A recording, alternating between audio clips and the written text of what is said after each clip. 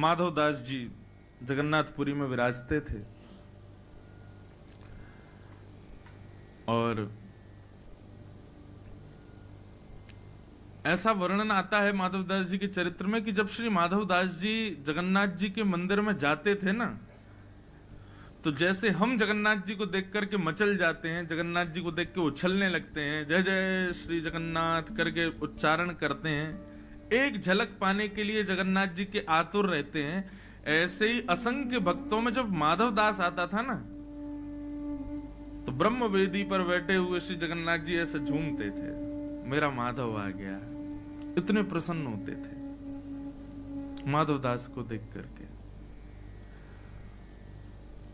कभी कभी मेरे मन में भाव आता है कि ठाकुर जी पहले खूब बोलते थे, जितने भी ठाकुर हैं मंदिरों में सब बोलते थे, अब मौन क्यों हो गए? क्योंकि अब हम लोग उनको मौका नहीं देते बोलने का। हम अपनी बात पूरी करें तब तो वो बोले। हमारी बातें पूरी नहीं हो रही हैं, हमारी ही शिकायतें पूरी नहीं हो रही हैं, हमारी ही जिज्ञासाएं पूरी नहीं हो रही, हमारी ही प्रार्थनाएं पूरी नहीं हो रही, तो ठाकुर जी कब बोले? ठाकुर जी बड़े शिष्टाचारी हैं, जब हमारी बात पूरी हो जाएगी तब बोलेंगे। वो इंतजार करते हैं कि थोड़ा मौन रहे तो बोलें हम, लेकिन हम बोलने के लिए समय कहां देते हैं ठाकुर जी को? सच बताना, जितनी देर जगन्नाथ जी दिखते हैं लाइन में, उतनी देर में हम लिस्ट पूरी करते हैं अपनी। हे जगन्नाथ जी ये रहे, वो तो मैं बताना ही भूल गया जगन्नाथ जी को कि वो काम भी मेरा बिगड़ा पड़ा है, ये चीज भी मेरी बिगड़ी पड़ी, यार ये तो मैं बताना ही भूल गया, एक बार और अंदर ले चलो मुझको, एक बात और बताया हूं जगन्नाथ जी को। कभी जगन्नाथ जी से भी तो पूछो आप कैसे हो? कभी पूछा आपने? मंदिर में जाके श्री जगन्नाथ जी के सामने खड़े होकर कभी आपने ऐसा विचार किया कि लाल जी आप कैसे हैं?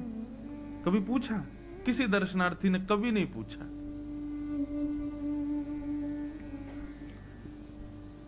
हमारा भाव होता है जब भी हम ठाकुर जी को वृंदावन से बाहर कहीं भी दर्शन करते हैं, तो हमारे मन में ऐसा भाव आता है कि हमारे ब्रज के लाला हैं। बेचारे जैसे अपने घर का बालक हॉस्टल पढ़ने चला जाए, अपने घर का बालक विदेश में नौकरी करे, तो कभी हमारा उस क्षेत्र में जाना हो तो उस घर के सब लोग कहते हैं भैया हमारा बेटा रहता है, उससे पूछिए ना, सब ठीक है ना, कोई दिक्कत तो नहीं। ऐसे ही जब हम श्री ठाकुर जी को ब्रज के बाहर कहीं दर्शन करते हैं, एक दिन तो मन में भाव आता है लाल जी कैसे हो, सब ठीक है ना? आप सच बताना, कोई व्यक्ति आपसे पूछ ले आप कैसे हो। कई बार ऐसा होता है कि जब हम बहुत पीड़ा में होते हैं ना, बहुत दुविधाओं में होते हैं, बहुत व्यस्त होते हैं, सबको लगता है हम बड़े सुखी हैं, हम बड़े व्यस्त हैं, हम बड़े अच्छे हैं, हमारा सब बहुत बढ़िया चल रहा है, लेकिन उस बीच में कोई प्रेम से आकर के पूछ ले आप कैसे हो, फिर शब्द नहीं आते, फिर तो आंसू आते हैं कि किसी ने पूछा कि मैं कैसा हूं। लेकिन ठाकुर जी के सामने हम सब बस ये बताते हैं हम कैसे। कभी ठाकुर जी से पूछा आप कैसे हैं? हमको लगता है वो भगवान है, परम प्रसन्न होंगे, बढ़िया ही होंगे, सब आनंद में ही होंगे। ये सब शास्त्रीय पद्धति से ठीक हो सकता है, हमारी ब्रज की पद्धति में ये सब नहीं चलता। हमारे ब्रज में तो वो लाला ही है, और जैसे सबको कष्ट है, जैसे सब दुखी हैं, जैसे सबको कोई ना कोई पीड़ा है, ऐसे हमारे लाला को भी कोई ना कोई पीड़ा वैसे तो कभी ना हो। सब ब्रजवासी यही कामना करते हैं हमारे बिहारी जी राजी रहें, हमारे राधामन लाल प्रसन्न रहें, हमारे जगन्नाथ जी खूब आनंद में रहें। लेकिन फिर भी कभी प्रयास करना, जगन्नाथ जी तो जगन्नाथ जी, आप पूछेंगे ना कैसे हो, आपकी हाथ पैर कांप जाएंगे, आप ही द्रवित हो जाओगे।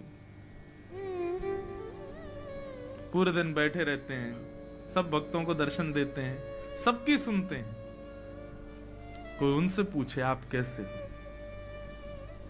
माधवदास जी का ये स्वभाव था, वो जब भी जगन्नाथ जी के सामने जाते थे तो जगन्नाथ जी की राजी पूछते थे आप कैसे हो ठाकुर जी, आज भोग लगा ढंग से, आज पुजारियों ने कोई त्रुटि तो नहीं करी, आपकी सेवा बढ़िया चल रही है, वस्त्र आपको सुख तो दे रहे हैं, कोई कष्ट तो नहीं।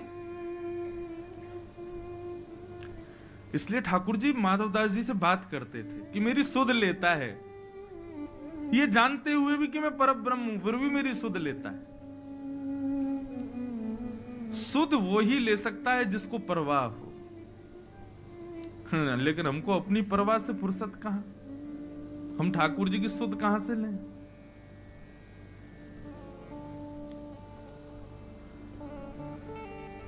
माधवदास जी ठाकुर जी के समीप गए, ठाकुर जी से बोले, राजी हो ठाकुर जी? जगन्नाथ जी बोले, खूब प्रसन्न है। प्रसाद भोग बढ़िया आरोग रहे हैं आप? बोले, बहुत आनंद में। माधवदास जी बोले, ठाकुर जी मेरी एक इच्छा हो रही है। बोले, क्या? बोले कि मैं वृंदावन जा रहा हूं आपकी लीला भूमि का दर्शन करने। जैसे ही सुना माधवदास जी वृंदावन जा रहे हैं, अब ठाकुर जी सोचें कि मैं प्रसन्न हूं कि दुखी हूं। ठाकुर जी मौन हो गए, कुछ नहीं बोले। माधवदास जी बोले, आप कुछ कहेंगे नहीं? हम वृंदावन जा रहे हैं। माधवदास जी बोले, क्या कहूं?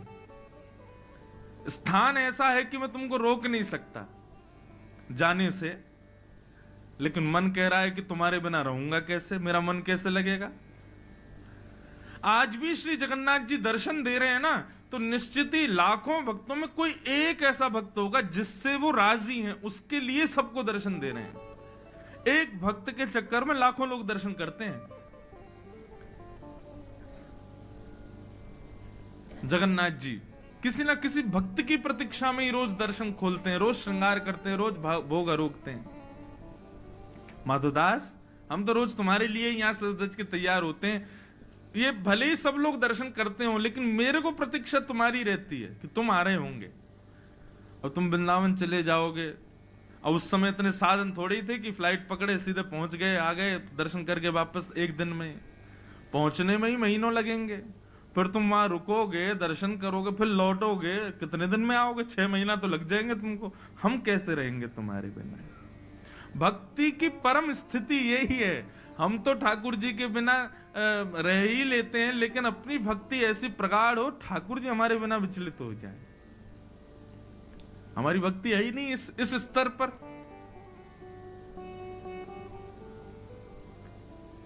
माधवदास जी के वृंदावन जाने के प्रसंग को सुन करके श्री जगन्नाथ जी बोले, माधव तुम्हारे बिना कैसे रहेंगे हम? हमारा मन ही नहीं लगेगा।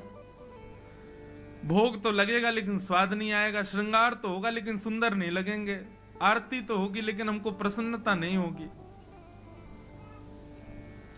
माधवदास जी बोले, तो फिर अब बताओ क्या करें? फिर वृंदावन नहीं जाएं? बोले, नहीं, ऐसा भी नहीं चाहते कि तुम वृंदावन नहीं जाओ, वृंदावन तो जाना ही चाहिए। बोले, आप ही बताओ निधान क्या करें? जगन्नाथ जी बोले, हमको ले चलो संग में, तुम्हारे संग रहेंगे तो वृंदावन भी चलेंगे, प्रसाद भी पालेंगे। माधवदास जी ऐसे बोले, ये असंभव है, आपको कैसे ले जाऊं? 2 कारण हैं आपको ना ले जाने के। ठाकुर जी बोले, क्या? बोले, पहला कारण तो आप इतने भारी हो, हम अकेले तो आपको ऐसे नहीं कि चढ़ाए कंधा पे ले गए। दूसरा, आपको इतनी भूख लगती है, मैं दिन भर देखता हूं 7 बार आप भोजन करते हो। 7 बार होता है? 8 बार? 7 बार? हमारे यहाँ तो अष्टयाम होते, 8 बार करते हैं। हमारे यहाँ एक भोग ज्यादा लगता है, वो बताऊं कौन सा? ठाकुर जी का बाल भोग लगता है। सुबह उठते ही ठाकुर जी उठते पट दूध पियो, दूध और लड्डू पीते खाते हैं सुबह उठते ही। अष्ट सखा तो कहते हैं ठाकुर जी तब तक नहीं उठते जब तक यशोदा मैया दुग्ध को गिलास लाल जी के मोते ना लगा दे। लाला को ऐसे सर उठाएंगी और जैसे ही जो पात्र है दुग्ध का उसको मुंह से स्पर्श कराएंगे, दूध एक घूंट अंदर जाएगा, तब ठाकुर जी की आंख खुलती। बोले, अच्छा मैया वो रह गई। और उसके संग फिर लड्डू पाते हैं। बताओ, यहां हम सवेरे उठते ही हाथ देखें, पृथ्वी प्रणाम करें, बाकी बात माता पिता को प्रणाम करें, बाकी बात शौचाचार निवृत्त नहा धो के तब कोई अन्न जल ग्रहण करते हो। हमारे ठाकुर जी उठते ही झूठे मुंह दूध पीते हैं पहले तो, और बिना दूध पवाए अगर ठाकुर जी उठा दिए तो पूरे दिन झोंका ही आते रहेंगे, नींद ही आ रही है अभी। क्यों? वो थापन भोग नहीं दिया हमको, तो सुबह उठते ही भोग लगाएंगे। फिर उसके बाद यशोदा मैया नवावे ना ठाकुर जी।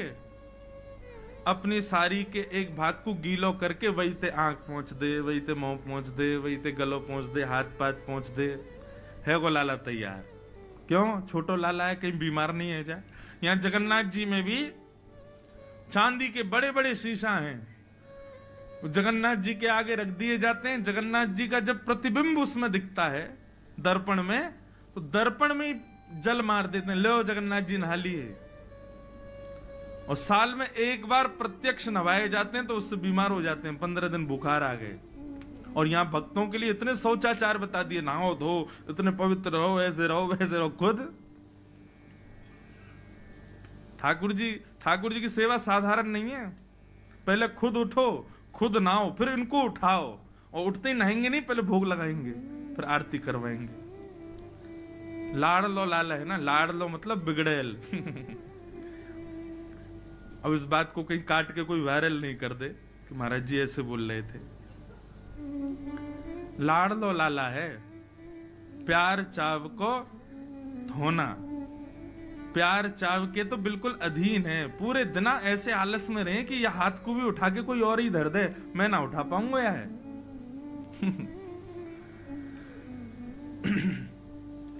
तो एक भोग एक्स्ट्रा हमारे यहां कौन सा लगता है पता है? श्रम भोग।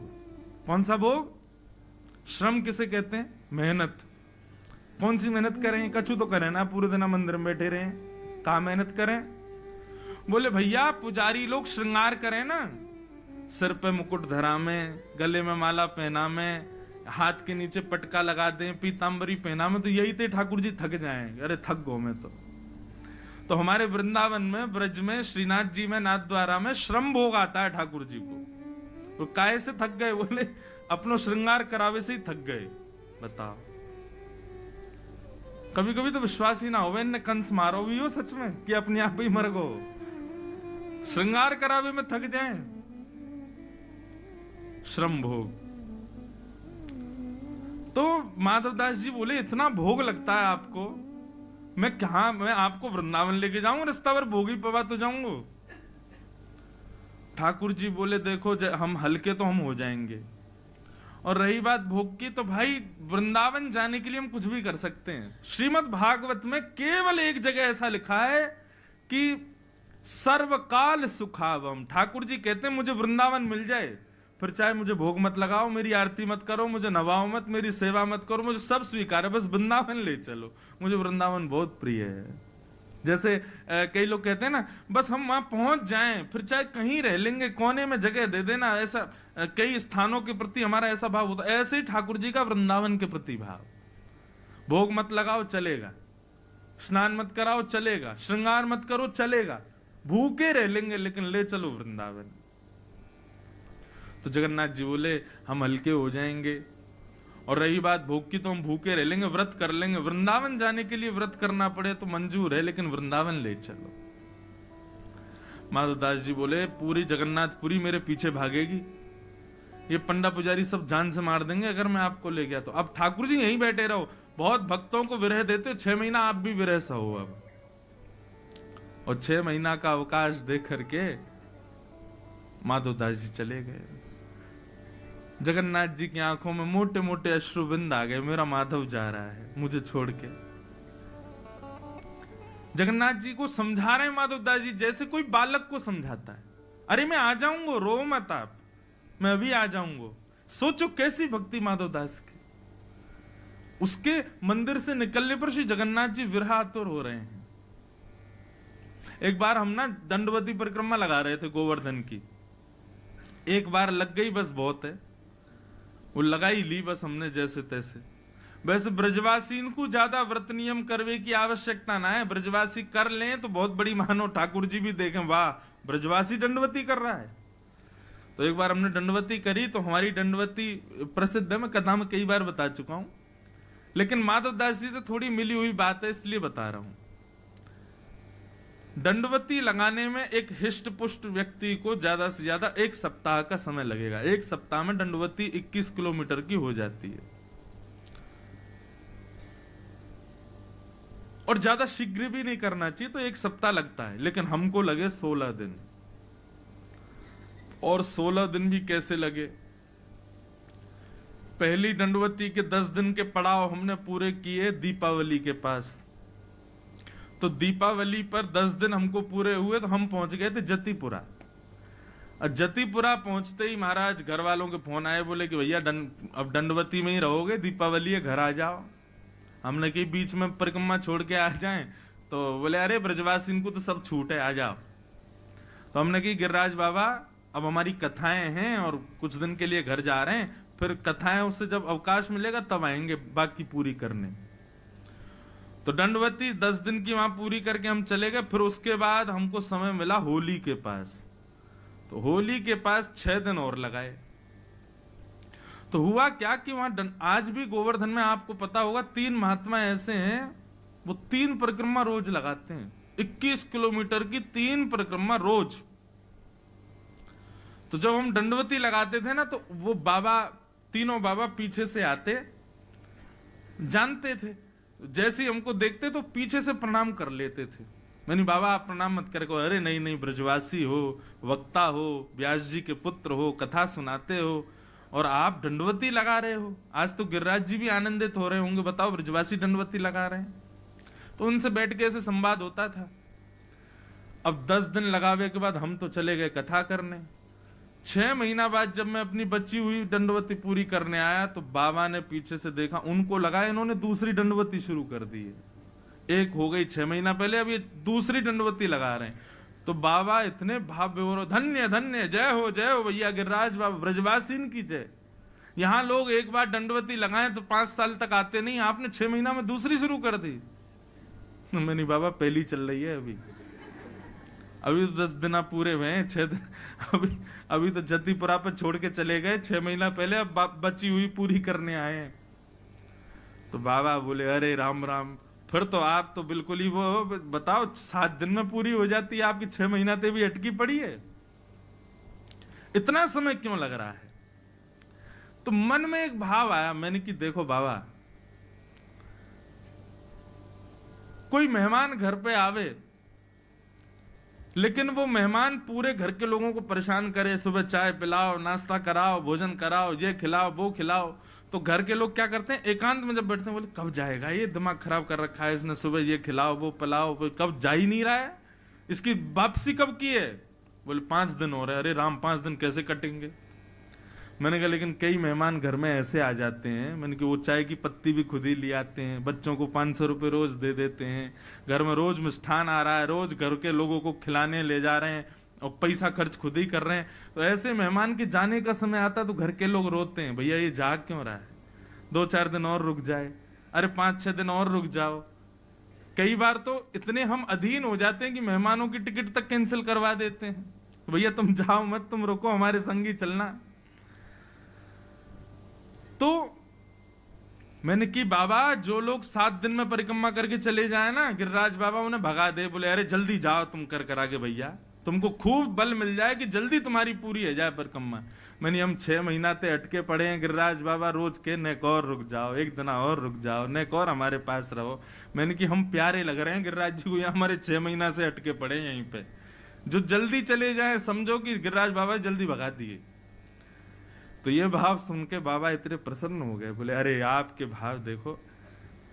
अब कहने को तो वो कितनी दुर्बल बात है कि बताओ 7 दिन में होने वाली परिक्रमा 6 महीना से अटकी पड़ी है, लेकिन हमारा भाव बोलो कि भैया गिरिराज बाबा जानबूझ के ना लगन दे रहो, ताकि हम और दिन कछु उनके पास रहें, ब्रजवासी इनको पाकर के बाबा और प्रसन्न है रहो, गिरिराज बाबा और आनंदित है रहो, या हमारे 6 महीना से अटके पड़े हैं। तो श्री माधव दास जी के प्रति भी जगन्नाथ जी का वही स्नेह, बार बार माधव दास जी से कहें कि मत जाओ, अरे रास्ता बड़ा दुर्गम है, रास्ते में तुमको बड़ी आदि व्याधि हो जाएंगी, ऐसे हो जाएगा, लेकिन चाहते भी हैं कि वृंदावन जाए। अंत तो गत्वा माधव दास जी जगन्नाथपुरी से चले गए। उस दिन जगन्नाथपुरी में घनघोर बारिश हुई, मानो जगन्नाथ जी रो रहे हैं, मेरा माधव जा रहा है। माधव दास जी अकिंचन थे, बिल्कुल ज्यादा भूख प्यास भोजन इसकी उनको ज्यादा जरूरत नहीं, जगन्नाथ जी का दर्शन ही उनका भोजन था, बिना दर्शन के भोजन नहीं सुहाता था। चित्त में श्री जगन्नाथ जी बैठे हैं, वृंदावन की यात्रा पर जा रहे हैं। एक दिन व्यतीत हो गया, चलते चलते दूसरा दिन व्यतीत हो गया। रात्रि में किसी गांव में जाकर के किसी वृक्ष के नीचे सो जाते। वृंदावन की यात्रा चल रही है। तीसरा दिन प्रारंभ हुआ। श्री माधव दास जी एक एक सप्ताह भी जल पी करके रह लेते थे, उनको भूख ज्यादा लगती नहीं थी। लेकिन आज तीसरा दिन ही प्रारंभ हुआ और सुबह उठते ही माधव दास जी ने जैसे ही स्नान किया, स्नान करते ही उनको भूख लगने लगी।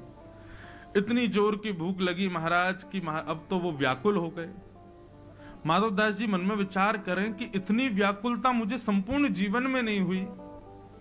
मुझे इतनी व्याकुलता क्यों हो रही है? मुझे इतनी भूख क्यों लग रही है? मुझे इतने अन्न की प्यास क्यों लग रही है?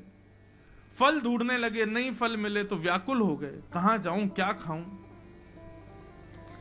नीम के पत्ते खा लेते हैं, किसी वृक्ष के पत्ते ही तोड़ के खा लेते हैं, पेट भरे कैसे भी। इतनी व्याकुलता। तब ये गांव दिखाई दिया। माधव दास जी दौड़ करके गए और किसी का गेट खटखटाने लगे। एक बुजुर्ग मैया बाहर आई, बोले मैया मैं आपके आगे हाथ जोड़ रहा हूं, मुझे आप कैसे भी करके कुछ पवा दीजिए, मुझे बहुत तेज भूख लगी है। अरे बाबा ने डटो, बिराजो। बोले अब रुकने का समय नहीं है, कच्चे चावल बन जाए, रूखी रोटी दो, कुछ भी दो, और कुछ नहीं तो आटा ही दे दो, मैं खा लूंगा, मेरा पेट भर जाए। इतनी व्याकुलता। मैया ने रोटी सब्जी आदि सब पात्र में रख करके माधव दास जी को दी। माधव दास जी तो ना देखें कि कैसे क्या खाना है, बस खाते जा रहे हैं, खाते जा रहे हैं। सामने बुजुर्ग मैया आकर के बैठ गई। बोले बाबा ने आराम थे, ने धीरे थे। अरे भैया गले में अटक जाएगा, ने प्रेम ते पाओ, और अकेले अकेले पाए जा रहे हो, इतनो सारो खाए जाओ। बगल में नेक सो सांवरो सो बालक बैठो, या तो खवाओ। माधव दास जी बोले कौन बालक बैठा है? बोले आपके बगल में देखो कितनो प्यारो सो बालक बैठो है, बेचारो ऐसे टुकुर टुकुर आपकी थाली की ओर देख रहा, उसको क्यों नहीं पवा रहे हो? और माधव दास जी के साथ कोई नहीं था। माधव दास जी बोले मैया मैं अकेला बैठा हूं, यहाँ पे कोई नहीं है मेरे साथ। अरे बाबा मुझे तो लगा भूख रोटी चावल देख करके आप ये भी भूल गए कि एक नेक्स्ट से बालक आपके बगल में बैठो। माधव दास जी बोले बैठा कहाँ है, मुझे तो नहीं दिख रहा। बोले बगल में बैठा है। बोले कैसा दिखता है बताओ? बोले बड़े बड़े नेत्र हैं, सांवला सा स्वरूप है, और ऐसे छोटा सा बालक है, घुंघराले केश हैं।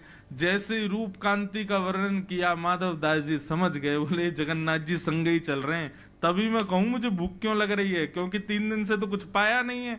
अब हम तो सह लेते हैं एक सप्ताह तक भूख, इनसे सहन नहीं हो रही, इसलिए मुझे भूख लग रही है। माधव दास जी को तो दिखे नहीं ठाकुर जी।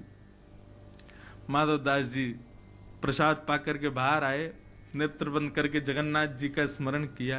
बोले जय जय, मैंने मना करी ना, आप मत चलिए, आपसे भूख सहन नहीं होगी, आप आ गए।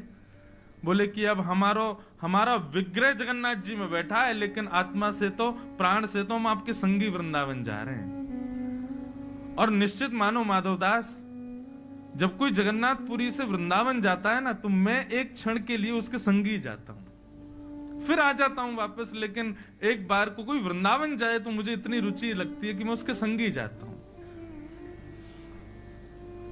माधव दास जी बोले अब क्या करें, आपको तो बार बार भूख लगेगी। अब तो यही हो गया कि माधव दास जी दिन में 8 बार भोजन कर करके पहुंचे वृंदावन। क्यों? ठाकुर जी संग चल रहे। वृंदावन पहुंचे। अब तो माधव दास जी की स्थिति ये कि उनको थोड़ी में देर में ही भूख लगे, आप परेशान हो गए। बोले काय को चले आए आप संग में, नेक देर चलता नहीं हूं, कितने में भूख लगाती, जहां बैठे बैठे भूख लगे आती। ठाकुर जी को चलते होंगे तो और पच जाता होगा भोजन, और भूख लगती होगी। माधव दास जी वृंदावन पहुंचे। अब नियम तो वैष्णव का ये कि वृंदावन जाते ही वैष्णव मंदिरों का दर्शन करते हैं, लेकिन माधव दास जी को इतनी भूख लगी कि यमुना जी के तट पर पहुंचे। यमुना जी में स्नान किया, तुरंत कहीं से चने लाए, और चने ला करके रूखे चने ही खा लिए। क्या करें, भूख मिटाएं कैसे भी। चने खा लिए।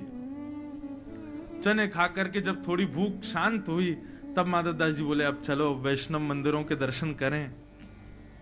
यमुना जी को प्रणाम किया। वृंदावन में विचरण करते हुए श्री वृंदावन बिहारी लाल के दर्शन करने के लिए जैसे ही निधिवन राज पहुंचे, निधिवन में कुंज बिहारी विराज रहे थे, स्वामी श्री हरिदास जी सेवा कर रहे थे सब रसिक संतों के साथ में। माधव दास जी दर्शनार्थियों में बैठे थे और अंदर बिहारी जी की सेवा चल रही थी। अच्छा, बिहारी जी अभी मंदिर में विराजते हैं, पहले तो कुंज में ही विराजते थे, वन में विराजते थे, निधि वन में। स्वामी श्री हरिदास जी सेवा करते करते अंदर से बाहर आए और दर्शनार्थियों बोले, भैया तुम में से माधव दास कौन है? माधव दास जी बोले, इनको मेरा नाम कैसे पता है? माधव दास जी बोले, भैया हम हैं। बोले, तुम जगन्नाथपुरी से आए हो? बोले, हाँ आया तो जगन्नाथ। आपको कैसे पता मेरा नाम? आपको कैसे पता मैं जगन्नाथ? मैं तो पहली बार वृंदावन आया हूं। बोले, अरे हमारे बिहारी जी ने तेरा नाम बतायो है। माधव दास जी तो व्याकुल हो गए, बोले, बिहारी जी भी जानते हैं मुझे? जगन्नाथ बिहारी जी में कोई अंतर थोड़ी, एक ही है। स्वामी श्री हरिदास जी बोले, इतको आओ। माधव दास जी उठ करके गए, स्वामी जी के पास में जाकर के बैठे, स्वामी जी से बोले, बताइए ना बिहारी जी को मेरा नाम कैसे पता? उनको कैसे पता मैं जगन्नाथपुरी से आया हूं? तो बता, एक ही तो है जगन्नाथ जी और वो। तो माधव दास जी बोले, क्या बोला बिहारी जी ने? बोले, बिहारी जी ने ये बोलो कि मैंने भोग रखो ठाकुर जी के आगे, और जैसे ही भोग रखो तो बिहारी जी ने मुंह फेर लिया। बोले, भूख ना लग रही। मैंने, क्यों? आप तो भोजन देख करके मचल जाते हो, आज कह रहे हो भूख ना लग रही? बोले, अरे कहा करूं, माधव दास आया हो, माने मुंह को रूखा चने खवा दिए, और रूखे चने खावे तो मेरो पूरा गलो सूख गयो, मेरो पेट भर गयो। रूखे चने ही मेरो पेट भर दियो आज वाने।